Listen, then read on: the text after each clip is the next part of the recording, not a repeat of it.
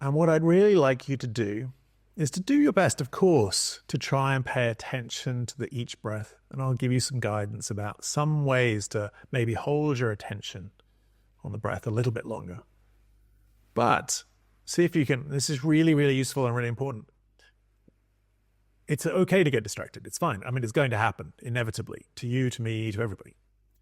But the key here is to notice when you are no longer paying attention to the breath. That is really, really valuable, not just in meditation, but in your whole life. To start to become more aware of where your attention is invaluable. So when you notice that thing happens where you suddenly go, oh, I'm not paying attention to my breathing. Or you might say, and this is an error, but I've thought this many times, it's like, oh, I'm not meditating. Well, you are actually. You're just distracted during the meditation, but that's part of the meditation.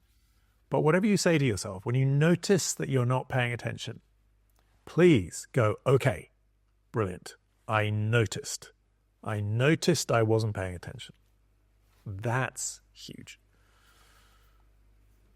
We're only doing week 1 of an introductory series here, but I'll tell you something that I do, and it's only relatively recently in the last few years that I've been doing it. But when I do my meditation practice, and I tend to meditate for a while every morning and most of the time in the evening as well, not always, but pretty much every morning, one of the things I do is I always start with this breath meditation thing. No matter what type of meditation I'm going to be doing, I always start with the breath. And then I try and hold my attention on the breath.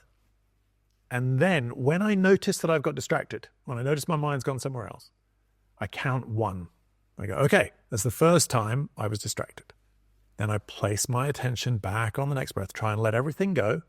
And over time, you do get a bit better at this, about letting the thought go, letting everything go, and just going back to the next breath. And one of the things I find helpful is this idea of just going back to the next breath as if it's, the first time you've ever done it. You've never done it before. So you're just going to try this as if it was the first time you ever did it.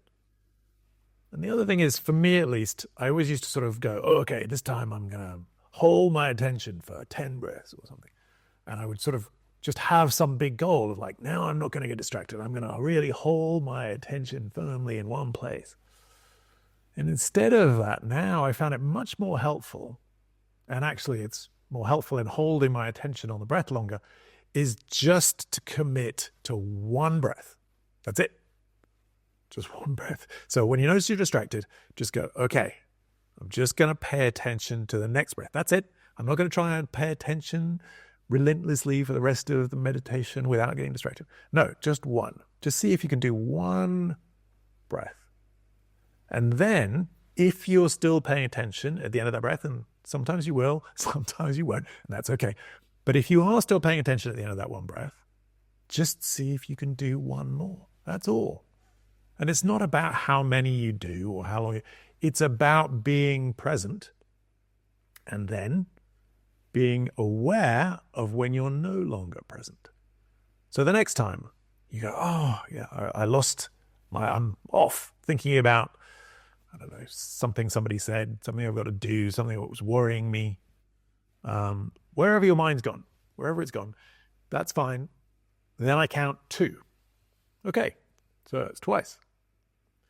And this is not something you need to copy, and I probably shouldn't tell you in week 1, but I don't really think that my meditation really gets going until I've caught myself 10 times. Once I've caught myself 10 times, then actually something interesting happens, and then you start to, or at least obviously I've got quite a lot of experience, but after I've caught myself 10 times, then some interesting things happen, and the mind stops being quite so agitated. There's a little bit more calm, a little bit more spaciousness, a little bit more clarity. And then I can do some sort of more interesting things with this meditation practice, other meditation practices or whatever. But that's my goal, is just to see if I can notice 10 distractions. Now, we're only going to do 10 minutes. You may notice 3. You may notice 1. And that's fine. But when you notice that you've been distracted, that's huge. That's the game right there, or at least it's a big part of the game, is developing this awareness of where is my mind. It's 7:52 on a Wednesday evening, where is my mind?